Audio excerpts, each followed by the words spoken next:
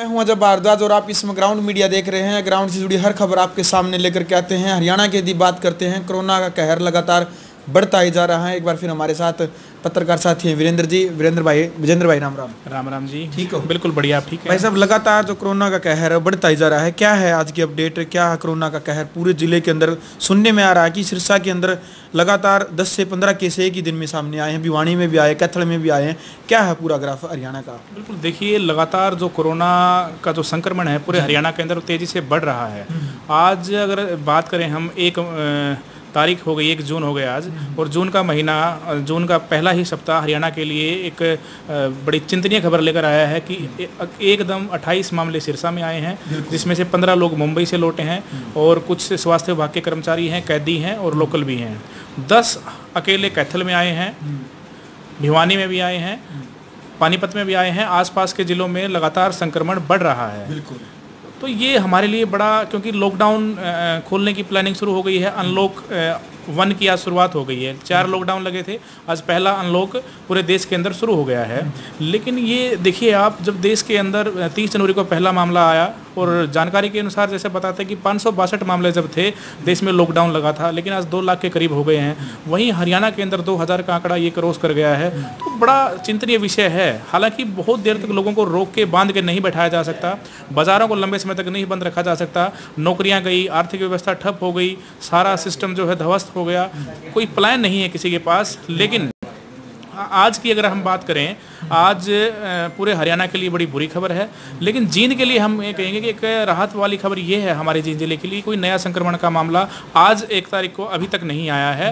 और लेकिन जो नए मामले सामने आ रहे हैं वो बाहर से आ रहे हैं, चाहे वो दिल्ली से आया हो, मुंबई से आया हो। तो जींद जिले की हालात की बात करें तो 4 हमारे एक्टिव केस जींद के अंदर अभी हैं, 26 हमारे डिस्चार्ज हो चुके हैं, 2 की डेथ हो चुकी है। देखिए, डेथ होना ये बहुत बड़ी बात है। हमने सोचा भी नहीं था कि जींद जिले के अंदर भी इस तरह की हम जो है डेथ हमें देखनी पड़ेगी। ये हमारे लिए थोड़ा सा चिंतनीय विषय है। तो जींद जिले के हालात ये हैं कि टोटल 32 केस हुए हैं, 32 में से 4 एक्टिव, 26 डिस्चार्ज, 2 की डेथ हुई है। और 4 जो एक्टिव हैं उसमें एक शाहपुर का युवक है, एक हालांकि वो कुरुक्षेत्र के स्वास्थ्य विभाग में कार्यरत है, यहाँ रहता था शिवपुरी कॉलोनी में। उनका सैंपल कुरुक्षेत्र में हुआ था, अंबाला में उनको शिफ्ट किया गया है, लेकिन उसको जींद में काउंट किया गया है। दूसरा पेशेंट वो है। तीसरा पेशेंट की बात करें, एक पिल्लू खेड़ा में अनाज मंडी में है, 61 वर्षीय है, वो दिल्ली से लौटे थे, उनमें संक्रमण मिला है। तो ये इस प्रकार जींद के अंदर जो मामले है, एक दनोदा खुर्द की महिला है, वो जो पेका गांव से आए थे संक्रमित, उनके संपर्क की महिला है वो। हालांकि वो सारे ठीक हो चुके हैं। डिस्चार्ज तो सभी को पता है, डिस्चार्ज जो हुए हैं। तो ये कहीं ना कहीं हमारे लिए थोड़ा सा चिंतनीय विषय है। अब सरकार ने फैसला लिया है कि रात को 9 बजे से सुबह 5 बजे तक जो है कर्फ्यू रहेगा, बाकी छूट दी गई है। बाजार पूरे खोलने का फैसला लिया गया है, बॉर्डर सारे खोलने का फैसला लिया गया है, इंटरस्टेट मूवमेंट सारे खोलने का फैसला लिया गया है। अब हमारे लिए रियल चैलेंज शुरू होता है। करीब 2 महीने से ज़्यादा का लॉकडाउन सबने झेला है, लेकिन लोग इसको हल्के में न लें। देखिए, कोरोना के साथ जीना तो सीख गए हैं, लेकिन सब ठप हो चुका है, रोजगार जा चुके हैं, आर्थिक व्यवस्था खत्म हो चुकी है। व्यवस्था पटरी पर लौटेगी, कब लौटेगी पता नहीं चलेगा, ये कोई नहीं कह सकता है। तो ऐसे में हम लोग जो देखते हैं, जो भविष्य देखते हैं, वो सिर्फ हम इसको तभी हरा सकते हैं कि जब हम लोग कॉन्फिडेंस, हमारे अंदर आत्मविश्वास होगा और हम जिंदगी की नई शुरुआत करेंगे। 2020 का जो साल है, हमने ये सोचना है कि जो ये हमारे लिए साल है, इसको हमने इसका डटकर मुकाबला करना है कोरोना का, और इसको हम डेफिनेटली हराएंगे। लेकिन आप इसको बिल्कुल हल्के में न लें। जिस प्रकार कोरोना का कहर पूरे हरियाणा के अंदर लगातार बढ़ रहा है, उसमें आपको हल्के में इसको लेने की ज़रूरत नहीं है, बहुत ज़्यादा सतर्क रहने की ज़रूरत है। फेस मास्क आपको लगाना पड़ेगा, ये आप ज़िंदगी का हिस्सा बनाइए। आप इसमें ये कतई न सोचें कि सरकार कोई ज़बरदस्ती कर रही है। शारीरिक दूरी का पालन और अपने आप को सैनिटाइज रखें, ये 3 चीज़ों से आप इसको हरा सकते हैं। फिलहाल हरियाणा का अपडेट यही है कि लगातार मामले बढ़ रहे हैं घटने की बजाय, और अभी हमें कोई राहत नज़र नहीं आती है। किसी के पास कोई इसका प्लान नहीं है। सरकारें प्रबंध कर रही हैं, लेकिन उन वो प्रबंध नाकाफ़ी हैं। लोगों को खुद जागरूक होना पड़ेगा, खुद सतर्क होना पड़ेगा, खुद व्यवस्था को पटरी पर लाने के लिए काम करना पड़ेगा। जो राहत, जहाँ जिसको राहत दे सकता है उसको राहत देनी चाहिए। किसको किराया माफ़ करना है वो किराया माफ़ कर सकता है, किसी का दुकानदारों का किराया माफ़ कर सकता सकता है, कोई घर में रह रहा है उन्हें किराया माफ़ कर सकता है। ये साल जो है मानवता दिखाने का साल है, एक दूसरे के काम आने का समय है, एक दूसरे के लिए जीने मरने का समय है, समाज को जोड़ने का समय है, इकट्ठे होकर लड़ाई लड़ने का समय है, और असली देशभक्ति यही है। विजेंद्र जी, बाज़ार को लेकर के जींद की बात करते हैं, काफ़ी जनता के फ़ोन आते हैं, पूछते हैं सर आज हमारी दुकान खुलेगी या नहीं खुलेगी। काफ़ी संख्यात्मक रहते हैं वो लोग, लेफ़्ट राइट के चक्कर को लेकर के। कभी डीसी साहब का आदेश आ जाता है कि उस तरफ की खुलेगी, कभी आ जाता है कि पूरा बाजार ही खुलेगा।